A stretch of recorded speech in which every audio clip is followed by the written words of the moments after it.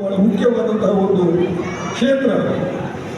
ನಾವು ಯೂನಿವರ್ಸಿಟಿಗಳಲ್ಲಿ ಇದನ್ನು ಕಲಿಸ್ಕೊಳ್ಬೇಕಾದಂತಹ ಸಂದರ್ಭದಲ್ಲಿ ಎಲ್ಲ ಯೂನಿವರ್ಸಿಟಿಯವರು ನಾವು ಬಹಳ ಮಂದಿಗೆ ಮಾತಾಡಿದೆ. ಇವತ್ತು ಬೆಳಿಗ್ಗೆ ನನಗೆ ದಾವಣಗೆರೆಯಿಂದ ಅಲ್ಲಿಯ ಪ್ರಾಧ್ಯಾಪಕರು ಫೋನ್ ಮಾಡಿದರು, ಬಿಜಾಪುರದಿಂದ ಮಹಿಳಾ ವಿಶ್ವವಿದ್ಯಾಲಯದಿಂದ ಅಲ್ಲಿಯ ಪ್ರಾಧ್ಯಾಪಕರು ಫೋನ್ ಮಾಡಿದರೆ ಹೆಡ್ ಡಿಪಾರ್ಟ್ಮೆಂಟ್ ವಿದ್ಯಾರ್ಥಿಗಳ ಸಂಖ್ಯೆ ಇಲ್ಲ, ಕಡಿಮೆ ಆಗ್ತಾ ಇದೆ ಅನ್ನುವಂಥದ್ದು.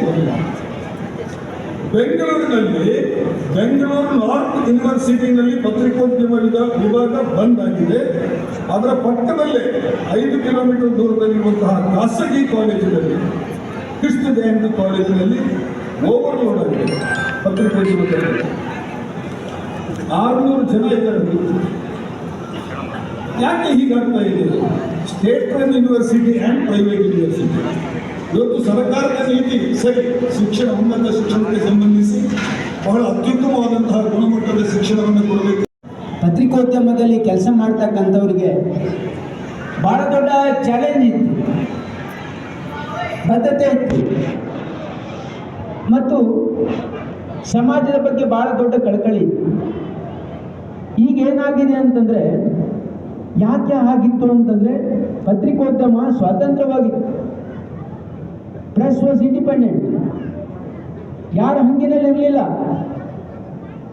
ಆದರೆ ಇತ್ತೀಚಿನ ದಿನಗಳಲ್ಲಿ ಒಂದು ಬಹಳ ದೊಡ್ಡ ಮಾರಕವಾಗಿರ್ತಕ್ಕಂಥ ಬೆಳವಣಿಗೆ ಆಗಿದೆ ನಮ್ಮ ದೇಶದಲ್ಲಿ. ಬಹುಶಃ ಇಡೀ ವಿಶ್ವದಲ್ಲಿ ಆಗಿರ್ಬೋದು ಇದು, ಆದರೆ ನಮ್ಮ ದೇಶದಲ್ಲಿ ಇತ್ತೀಚಿನ ದಿನಗಳಲ್ಲಿ ಇದೊಂದು ಬಹಳ ದೊಡ್ಡ ಬೆಳವಣಿಗೆ ಏನಾಗಿದೆ ಅಂತಂದರೆ, ಈ ನಮ್ಮ ಪತ್ರಿಕೋದ್ಯಮವನ್ನು ದೊಡ್ಡ ದೊಡ್ಡ ಇಂಡಸ್ಟ್ರಿಲಿಸ್ಟು ಎಲ್ಲ ಖರೀದಿ ಮಾಡಿಬಿಟ್ಟಿದ್ದಾರೆ. Corporatisation of all the media houses is the most dangerous. ಹಾಗೂ ನಮ್ಮ ಸಚಿವರಿಂದ ಅನೇಕ ವಿಷಯಗಳನ್ನು ಇವತ್ತು ಯಾವಾಗ ಪ್ರಸ್ತಾವ ಮಾಡಿದ್ದಾರೆ. ಈ ಸಂದರ್ಭದಲ್ಲಿ ನಾನು ಹೆಚ್ಚು ಹೇಳುವಂಥದ್ದೇನಿಲ್ಲ.